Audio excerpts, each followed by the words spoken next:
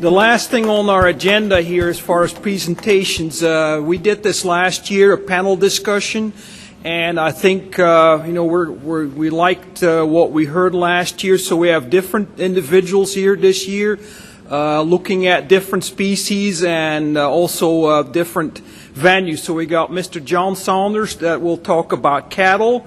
We got Mr. Bryan that will talk about swine. Jim Logan talk about small ruminants, and Mike Bumgarner on livestock markets, and Dr. Hatcher will give his view on the state veterinarian, and then we'll bring Dr. Sonny back here, and then we can hopefully all six address some questions. And we'll start out just giving everybody a couple of minutes here to talk about their perspectives on ADT and what they like, what they dislike, what they like to see changed. Maybe it's not going too fast, maybe it's going too fast. We'll see. So we'll start with John, and we'll just work our way through the table. This seems like deja vu. I see these faces from the past and maybe a little bit more gray hair, but continuing to have the same discussions that we've had for decades now. I will provide a little background in the sense that in 2012 we sold 1,123,000 individual electronic ID tags to our customers across the country. None of those were ADT compliant or 840 tags. Those were manufacturer coded tags. In 2016, we sold 675,000 tags. Of the same nature, a portion of those, roughly 10%, were 840 tags, ADT compliant tags. That is not a very positive story if you think about the numbers. So over 4 years, we've basically dropped in half from where we were at that time. Our side of the business, which is primarily market cattle, feeder cattle, destined typically for export markets, but in some cases domestic markets, has significantly tapered off from where we were. The reason for that was primarily the loss of the market, the source and age market for Japan, which was the bulk of our tags that were being sold. So that side of the story, honestly, is not very positive from our perspective as it relates to ADT and where we go from here. On the producer side, I will say that there's been a significant change. And the challenges that we talked about before, the black helicopter issues, have dissipated. And the challenges we find now more are driven around the value-added opportunities and what that tag means for producers, and unfortunately coming back to a real financial decision about the value of interacting. I think there's a positive side of this, and the positive side is that we're seeing those producers that are interested in these markets engaging and continuing to engage in these programs, and it's very positive, and they stay very consistent with it. I think the challenge is going to continue to be, how does USDA morph with those industry-driven programs to continue to adapt and look at more market-driven cattle programs that are going to add value for producers. So, not to be a downer here as the first speaker, but I think there's significant challenges. And I'm interested to hear the rest of the panel's thoughts about this and where we go from here. Mr. Black, you had a small PowerPoint, so I'll pull that one up here. Thank you for the opportunity to speak. Hopefully I will give you an enlightened approach to animal ID. I am very proud of the fact that the pork industry has taken the forefront when this thing started back in 2002, and has really made that a mandate for the entire industry. I will say that I have borrowed these slides from Dr. Patrick Webb from the National Pork Board, and there are just a few of them.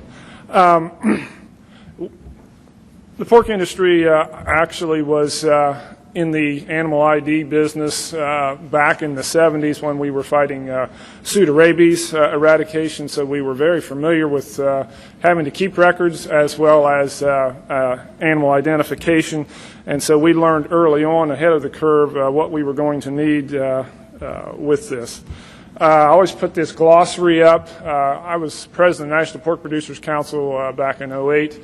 When I first got on the board, one of the first meetings, there were so many acronyms flown around at a meeting that I had no idea what was going on, so I held my hand up and I said, I need a glossary of terms because I don't know the players without a scorebook.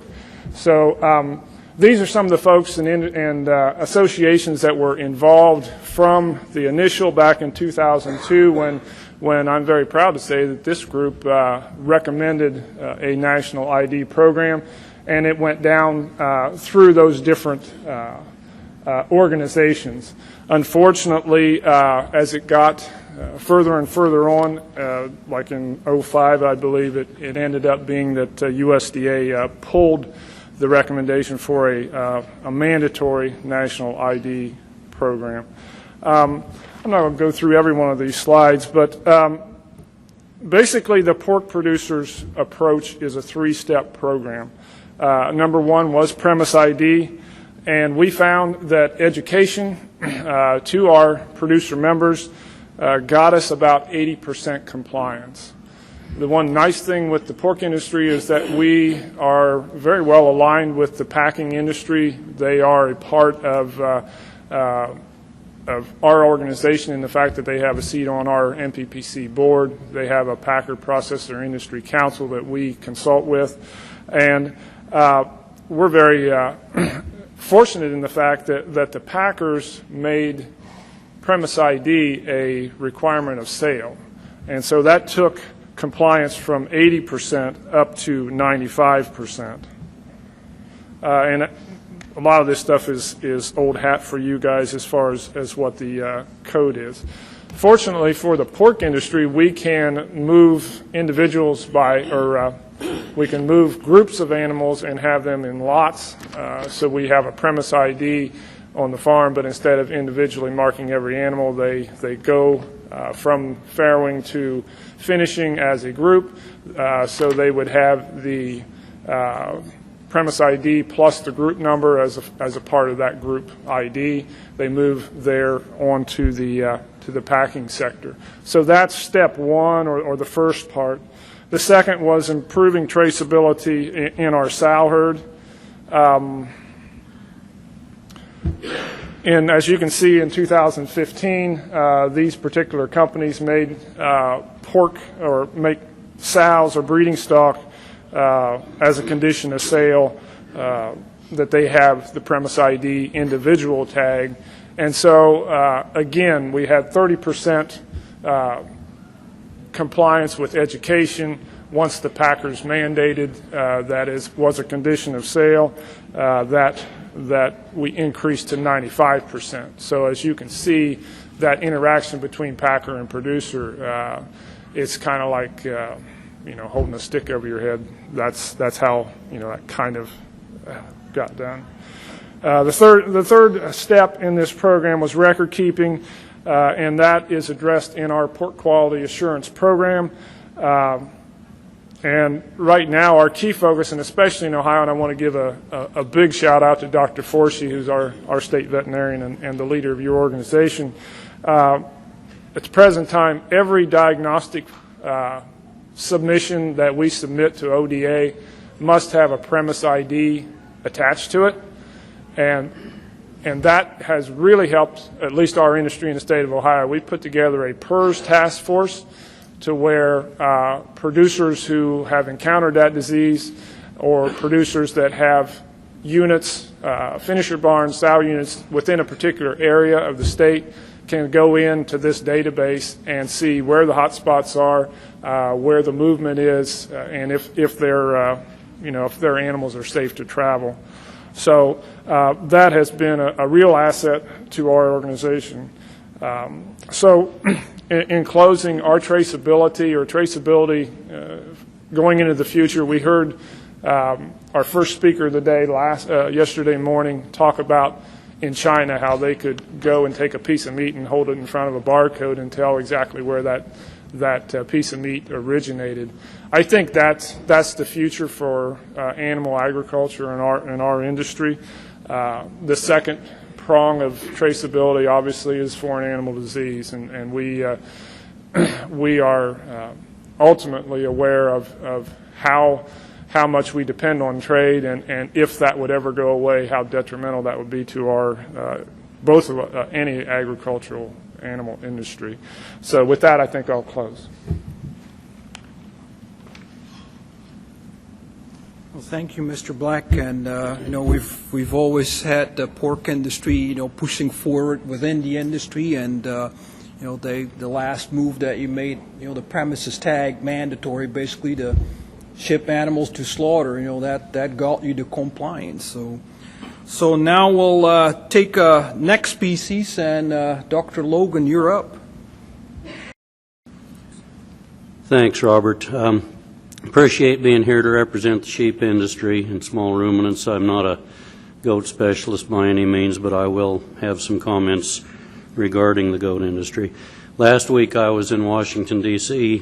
Talking with APHIS at the sheep and goat sector meeting, and obviously ID was a big topic of discussion at that. So the sheep industry has been a proponent of animal ID and traceability since the inception of the Scrapie program and the ID that came with that. And although there were some years where we struggled a little bit, by and large the sheep industry embraced the ID requirements pretty well, and for the most part continued to be in pretty good compliance. So what have we learned? Well, again,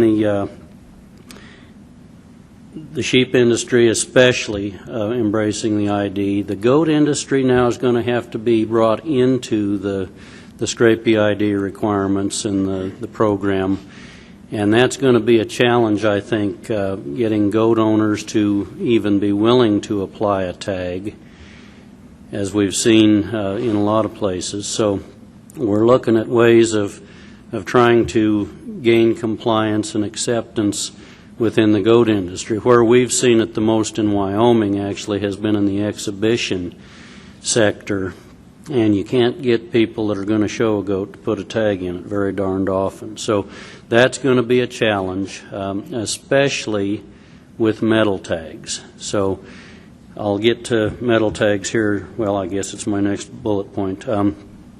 Tag retention has been shown to be actually pretty good with metal tags. Wyoming did a tag study with different types of tags on a retention study several years ago, and the metal tags actually were fairly well retained.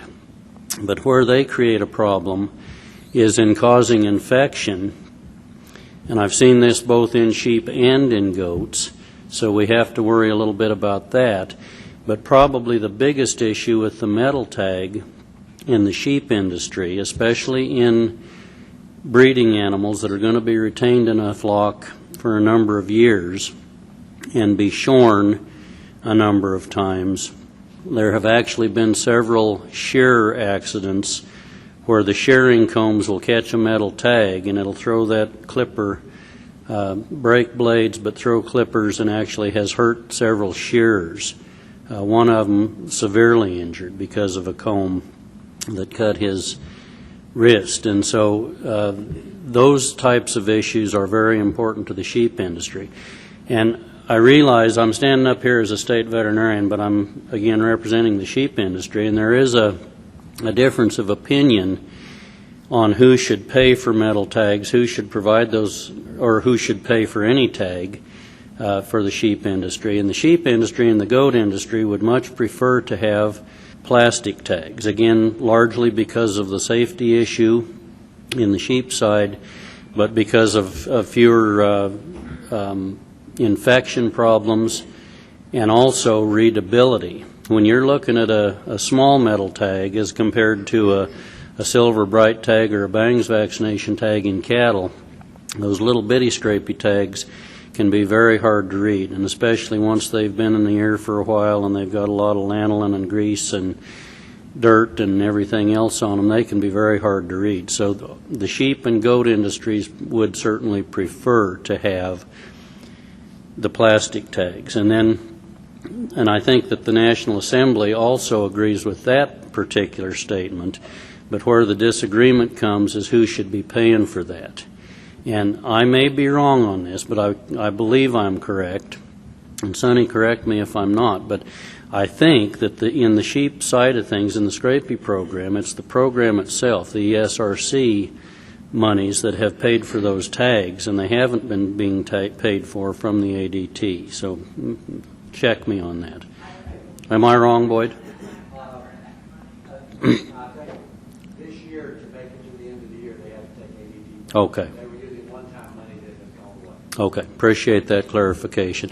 So anyway, I would hope that somewhere APHIS can find funds that won't detract from the umbrella grants and the types of things that the states get to do other activities within the programs.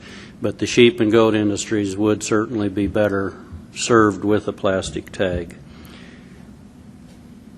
I think we have some opportunities as the ADT progresses. The sheep industry has always been a proponent of group ID and lot identification, especially when large groups of animals are going to markets, or if large groups of animals are moving across state lines, but only for seasonal grazing purposes or management purposes with no change of ownership. So group lot ID is real important to our, especially to the Western Range industry. Funding is going to be necessary to complete the eradication program in the Scrapie. And again, as part of that, we need funding sources to take care of the tag issue and that type of thing. What I see as some of our biggest challenges is education. And again, as we bring the goat industry into this equation, it's going to take a major educational effort to get people to understand why we are doing this and what needs to be done. And then I think another challenge is monitoring compliance. The sheep industry, as I said, has embraced this pretty well and I think is in pretty good compliance.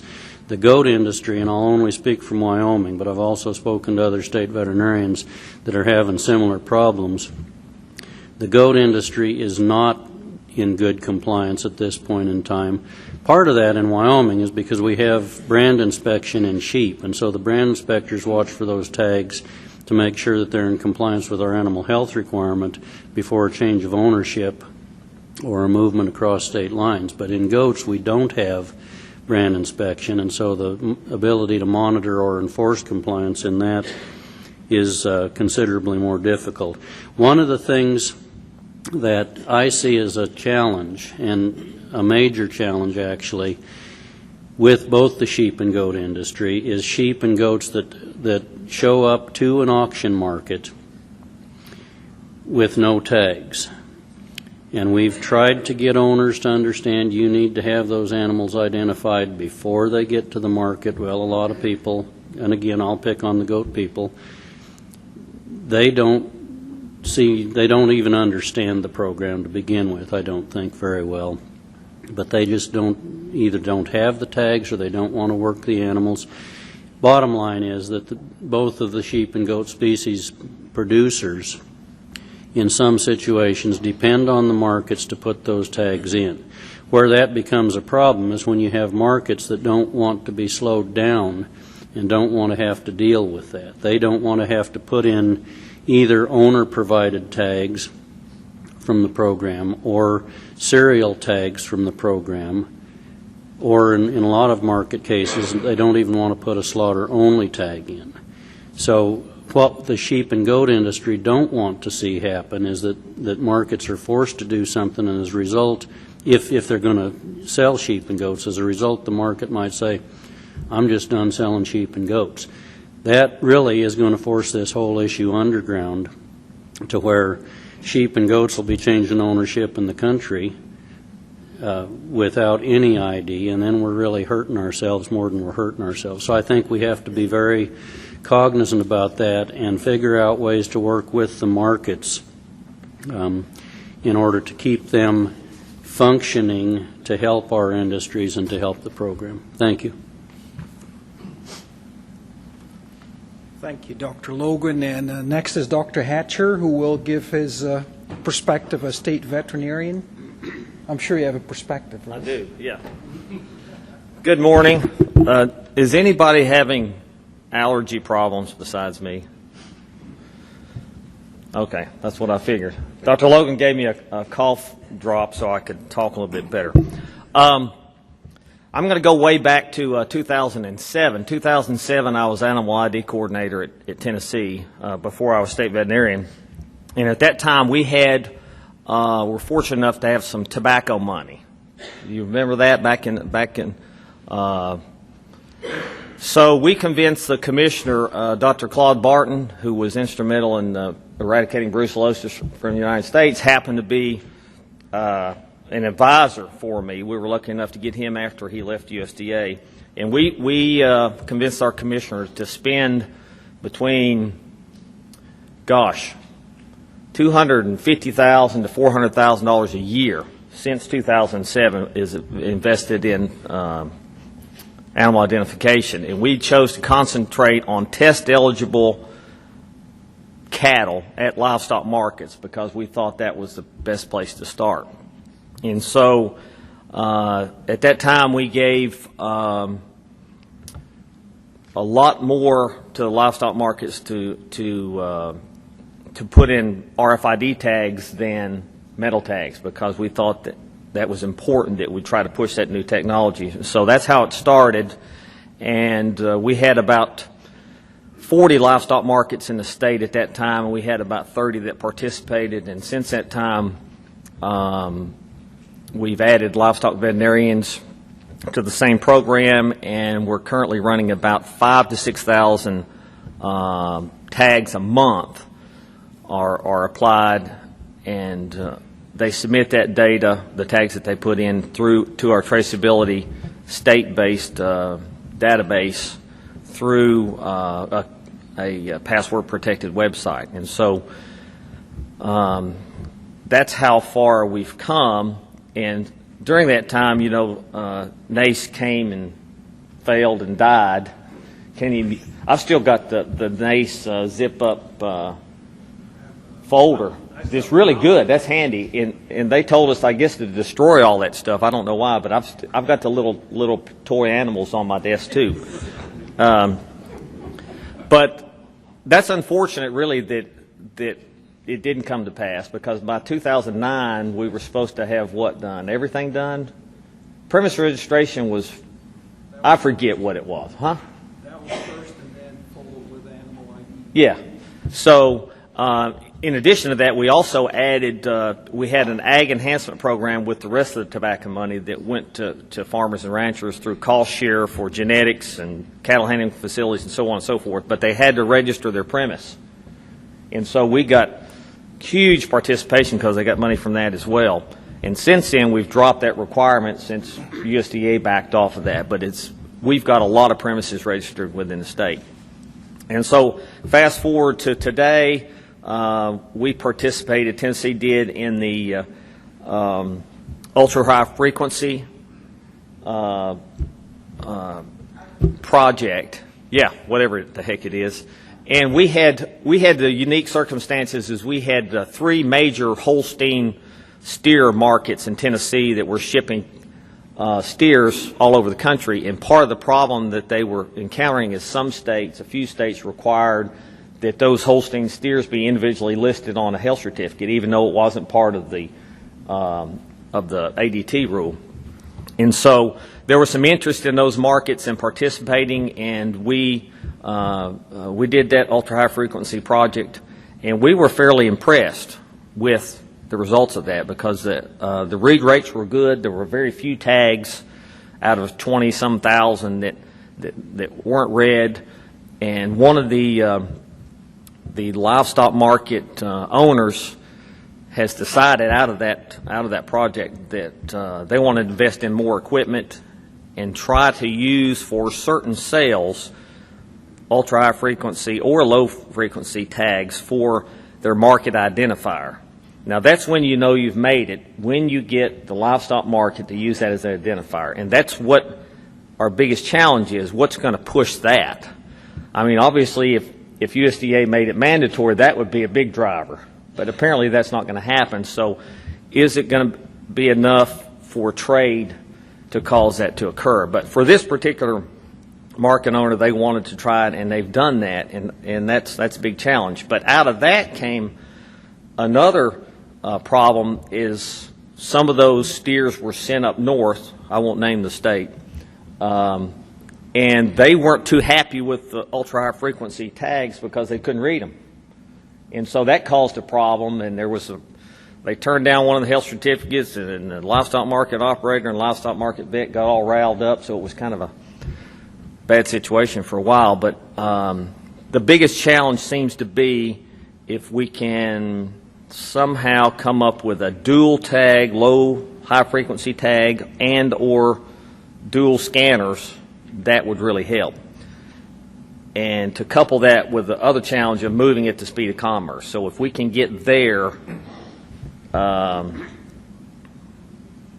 think we'll be better off. I mean, you can do all different hybrids of I guess you could duct tape one reader on top of the other. Actually, somebody suggested that to me, and you can make it work, but it's really the redneck style way to do it. But there ought to be a better way. So the challenges are moving at the speed of commerce and trying to somehow work out the low and high frequency use of tags, because that's a big problem.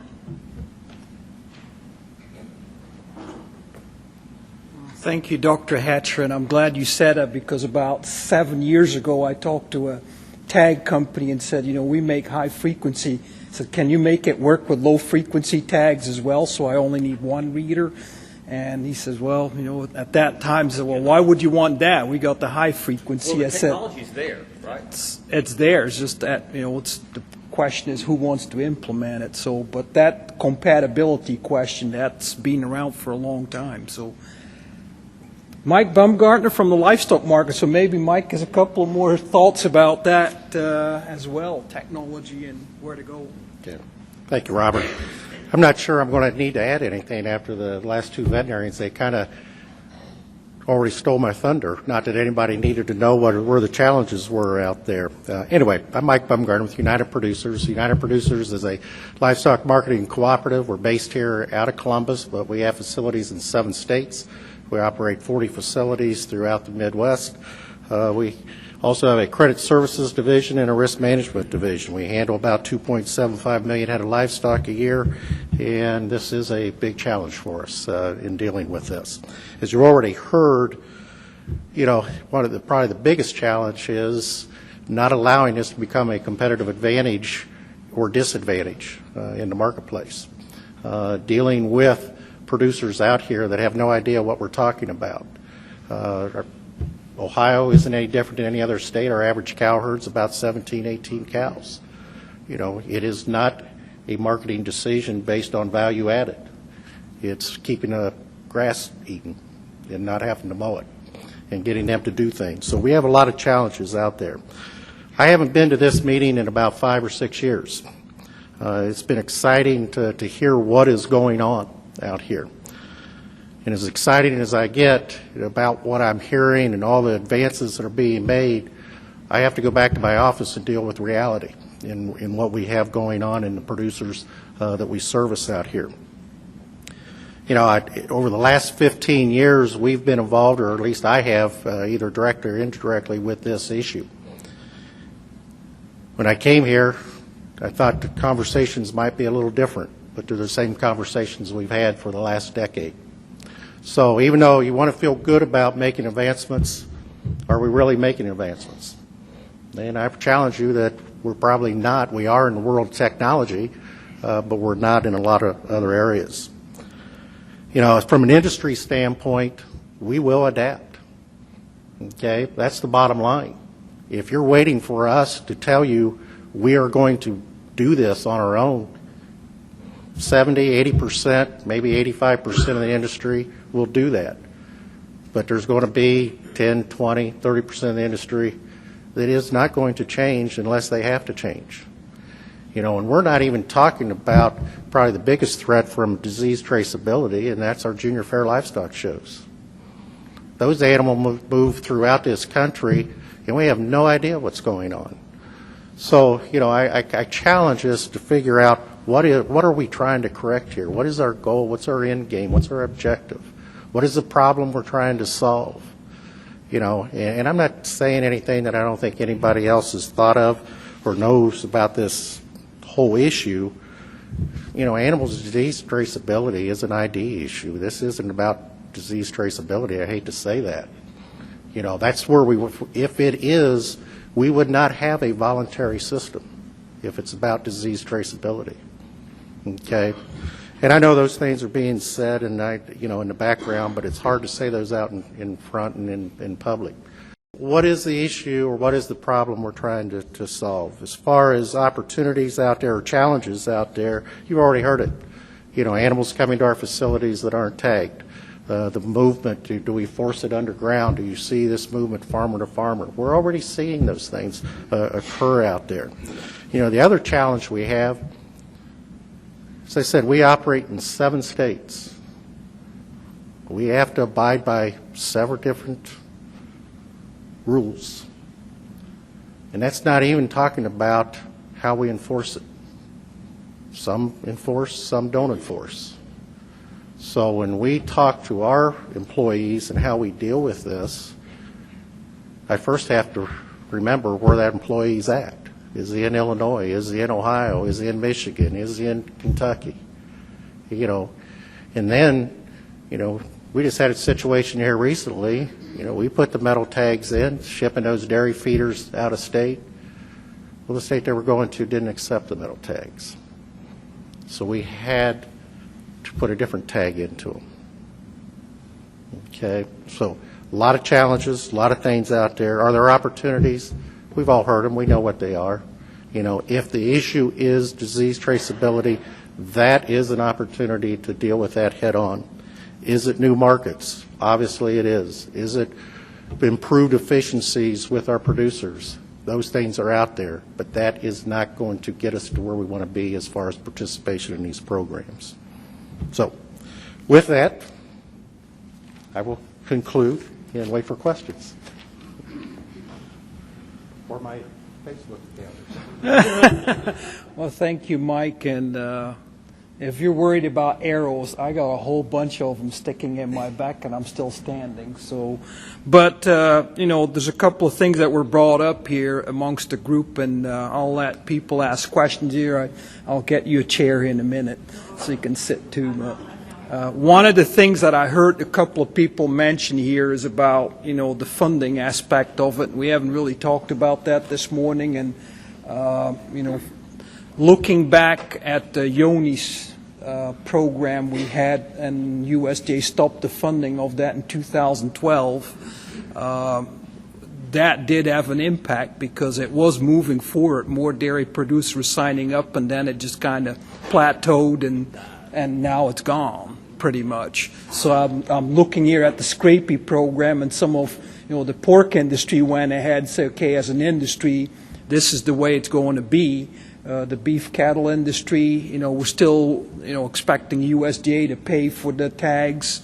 The sheep and goat industry are expecting USDA to pay for it. My question is, what if USDA can't pay for it anymore? Then what do we do? I mean, we know what the pork industry's done, but you know, they've gone ahead. I think it's going to be interesting to see what comes out of these regional meetings, and I can tell you in regards to funding, you know, Neil and I and a couple other traceability staff review the ADT work plans that come in, and the thing that struck me is that the amount of money, and I'm not saying that we're looking at cutting it, but you have to double it by what we spend on it. Data entry. What we spend on data entry, people sitting in an office keying in numbers and CVIs, is unbelievable. And when you consider that we could put that towards RFID, or towards readers or whatever it is. I mean, I think we've got to figure out how to make that, you know, if we get industry support and we can make that leap to transition, that's where part of the funding comes from. And I'm not saying it's a long-term solution for us to fund the tags. I mean, I think we've tried to make it clear that we can't fund them long-term, but there doesn't mean there's not going to be startup incentive and cost share and things like that. But if we can look at channeling what we're paying towards things like data entry and just redundant things that don't benefit us, there's a lot more money available in that regard. So I think that's something to take into consideration. I just want to make a point on something you said, and Randy and I both cringed when you said it. Metal tags not being accepted, and was that the state or was that the individual you shipped them to? So we need to have a conversation. Because for any official ID, there's no preemption in terms of what a state can require, so that should have been a phone call immediately to... So anyway, that can't happen. But I just wanted to make a comment about the funding. So I think that's, you know, there's a lot of pieces to put together. There's dual tags that are in the works. There's dual readers, I think, are a little bit harder, but all that stuff is there. There's the technology, but who's going to build it until we're committed? I mean, they can make all the tags in the world, but until we're going to use them and buy them, doesn't do them any good. So. Okay, so let's have some questions. Oh, boy. We'll start on the right here. Go ahead. I have a question for John. You mentioned the source verified program with Japan. Can you give a little bit more background about that? And do you think if we ever figure out what China wants, that industry would be willing to utilize a similar sort of a process to try and get into that market? Good question, Chelsea. Both of them. So Japan offered U.S. beef producers an opportunity that was very unique, and the reason was they allowed group-based verification, source and age verification through AMS, through the Process Verified program. But more importantly, they offered program-compliant tags, which allowed cattle to move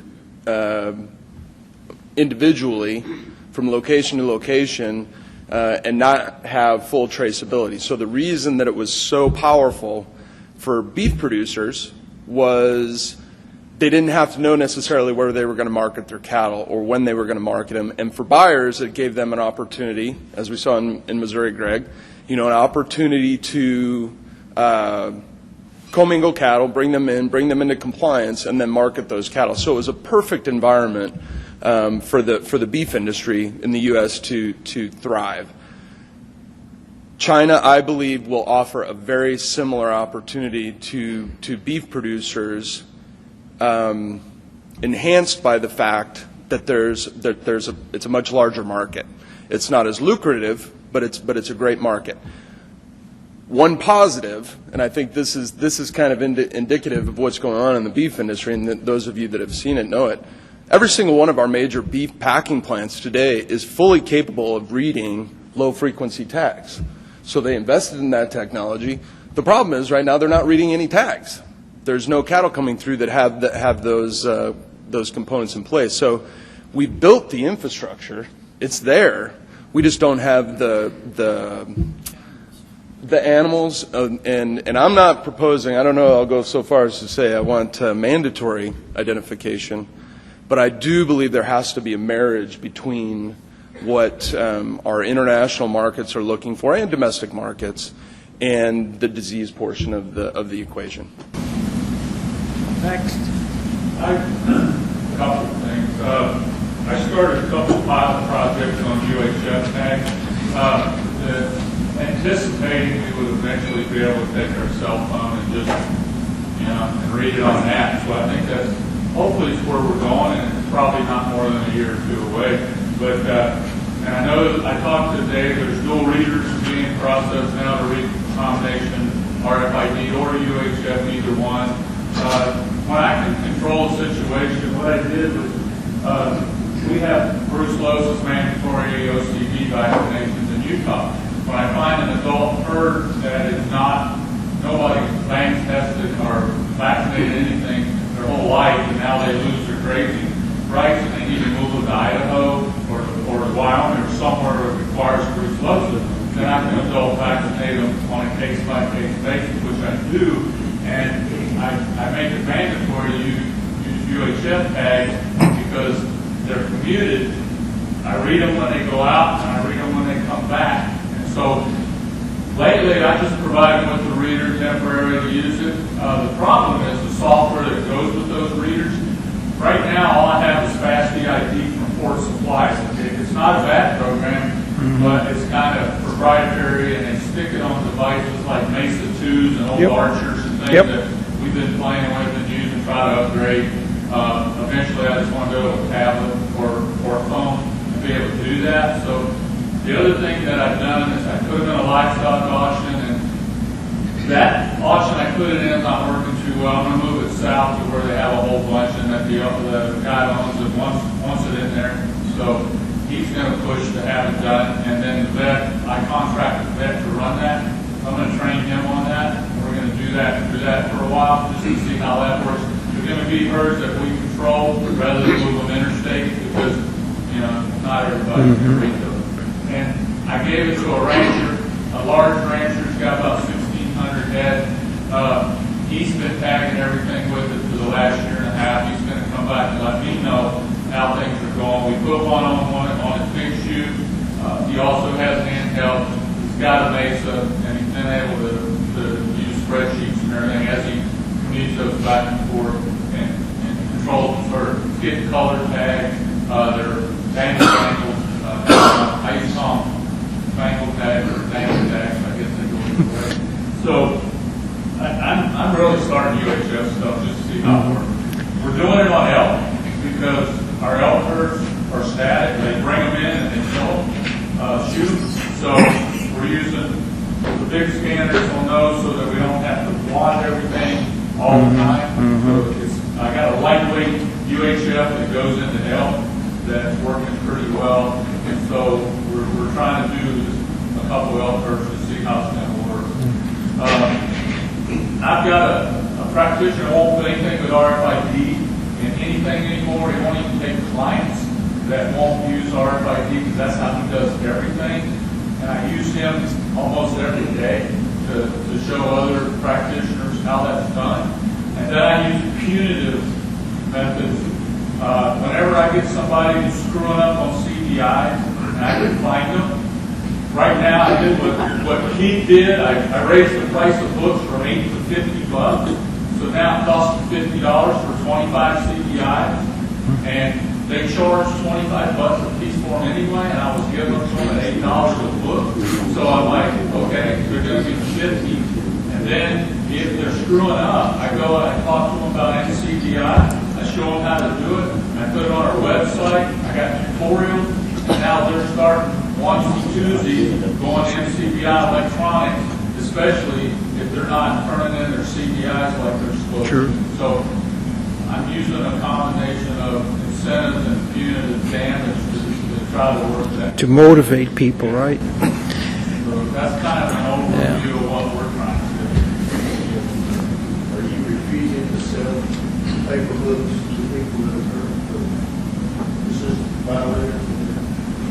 Right now, my worst violator, and because I got a new office clerk that she goes back and anytime she sells a CDI, she looks at their history and she said, he hasn't turned the CDI since 2014. So I go to the guy, he's got stacks up in his office, all kinds of excuses. So, I don't like computers, I don't do this, I don't do that. I said, fine, I'll send IES, I'll ask you to send IES in there and you'll lose your accreditation. Let's just do that. Well, I can't get BS necessary to do that, So I'm going to start finding them. I'm going to go with Keith and I'm going to go through fire rules and I'm going to fine them a heavy fine that do things like that. So, you wish to weigh in on that? No, I don't use CBI books right now, but they're trying to order 6 or 12 of them before July when the price goes up to $50. Sure. I'm like, no, I only got one right now, so you're getting You want to talk about the finding issue and follow up by USDA to state requested issues? Well, and I can say I'm not part of MVAP, so the accreditation program, but I'm surprised that they're not, and I don't know if it's your AD or who covers you, Larry? No, the Careless? I think that's something that needs to be addressed. I'm surprised that they aren't willing to go after an individual who's blatantly violating. I mean, we try not to, like we talked about with the compliance or the consultations and the letters of information, you know, we don't want to go to the stick. Let me back up on that. Yeah. I took DeCarlos with me to this guy, and I sat down and we talked to him, and he says, I don't like computers, and DeCarlos says, neither do I. I don't use them. Oh. You should. Okay, good. Get on to the products, right? So after doing all that, I will say what bothers me, he's sending out his 2 field DMOs to all these places. I gave him a stack that high of vets and all their violations, and every freaking CPI that was done wrong, highlighted in yellow, handed to him. So he's going to go out, he's going to talk to him, he's going to tell him, letter of information first, a letter of warning second, and then after that we're going to send IS. I said, that's fine, Bob, but what about this one dude? No CPI since 2014. Half of them were wrong. We caught him at Fort Wyoming. Jim Logan sent me a freaking nasty letter. He got a nasty gram from you. That's pretty bad. At least somebody sent me I know. And there's nasty grams. I'm going to cut this one short here because I think we're going down a slippery path. But I think the key is, in situations like this, you can follow up from your office. You need right? to follow, and you need to follow up with us. And I think so that Neil really has done a really nice job on documentation related to parameters for ADT, and monitoring and compliance is one of them. And I was on that working group for IES that spells out the steps that they want us to try to take for what's considered egregious and that sort of thing. And we all know how long IES takes to do some of these things. So I think when you can do that front-end consultation and the letters of information and kind of build your case, even if it's you build your case within a week because that's how frequently he's violating them, it just helps them speed the process up. You have that much more evidence against them. But so I think it's important to take those steps. It'll hold up better in court if it gets to that point. But definitely follow up. I mean, if that guy is blatantly violating it, then, you know, the consultation and the letters of information are, you know, I had no clue when I read the rule. Like, I thought it meant this and that sort of thing. Go ahead and send those CPI values all the I'm way going to make back one more to comment. 2014. Something else. I'm going to take him off the subject. Let me know, and I'll work with MVAP staff if that's not getting the attention it needs to. But I want. Okay. Last 3 weeks, I've gotten stacks. That Yeah. scares me too, because he's doing about that many a week. Yeah, I want to go back to one other point you said in relation, or a couple people brought it up in relation to UHF and in general RFID. It's really important, and I think I had the opportunity to go out with Alex on part of Colorado's UHF project, and it's so important that state folks, federal folks, and the support teams from these companies have their ducks in a row with this equipment, that you know how to use it before you ever go out in the field, that they make sure that these people buy the right equipment for their facility. Because I think the one thing we consistently saw across the projects is when there was time taken ahead of time to get it set up in the appropriate environment with the right equipment, it worked exactly the way it's supposed to at the speed of commerce, captured 100% of the animals. You might need a wand to pick up one or something, but it worked exceptionally well. And for the markets that fully integrated it, like Charlie talked about, they realized the benefit on the end of CVIs and movement out. If they don't do that, if it's just a tag in an ear, why am I doing this? It's a pain. I don't understand the value of it. So they need the whole integration to realize the benefit of that technology. And for producers, if you go out and you're fumbling with that equipment or you bought the wrong equipment, we had one case where they said we didn't have an internet connection, so we couldn't do what we needed to do with the information. So basically they put tags in and had equipment that sat there and did nothing. You don't need it. You can go back to your office and do that. But But they didn't know that. They didn't know that, and the point is that if you're fumbling around with equipment with a producer, they're going to lose interest because you're wasting my time. By the time we try to figure this out or get an internet connection or whatever you're telling me and I need to do, it's got to be easy and it's got to work well. So we have to have our ducks in a row before we ever go out to demonstrate this stuff, and it can't happen on sale day for the first time. It's got to be set up ahead of time. You have to make sure you have your antenna in the proper locations and all that stuff for it to work well. So I'm going to have to wrap it up here because we still have 50 minutes left for our business session. We went a little bit longer, but I want to thank everybody here on the panel, and most of them will still be around to answer any questions. As far as ADT, we talked about technology, we talked about funding, we talked about rules and regulations, state differences, and obviously technology will continue to evolve. The market will demand what the technology is that's going to work. As far as pilot projects is concerned, I've been working on pilot projects with RFID since 1996. And every time there's a new thing, and there will continue to be new things. I do know that if you want a system that's going to work across this country, at some point you have to put the stake in the ground and say, this is the minimum what we're going to do. I'm not aware of any country in this world that has not set a stake in the ground when implementing an animal ID traceability program. In some countries it was panel tags, and in other countries it was an RFID. We heard Canada started with panel tags, moved to RFID, low frequency. But at some point you're going to have to set a stake in the ground. This is what it is.